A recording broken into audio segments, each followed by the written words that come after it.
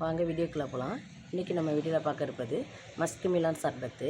அதுக்கு ஃபஸ்ட்டு இப்போ தான் மஸ்க் மிலான் எடுத்துகிட்டு கட் பண்ணி எடுத்துக்கலாம். மஸ்க் மிலான் இப்போ கட் பண்ணி எடுத்தாச்சு. இதில் உள்ள சீடெல்லாம் ஃபஸ்ட்டு எடுத்துக்கலாம்.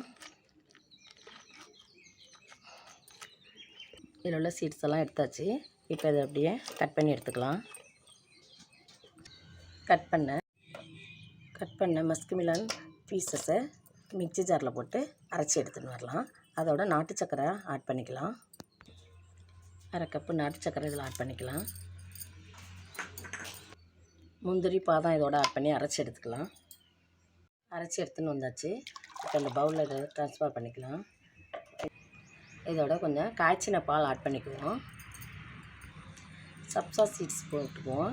ஏன்னா கொஞ்சம் குளிர்ச்சியாக இருக்கணும். அப்போ தான் இந்த சர்பத்து நல்லா இருக்கும். இதை நல்லா மிக்ஸ் பண்ணிக்கலாம். இப்போ இதை நல்லா மிக்ஸ் பண்ணிக்கலாம்.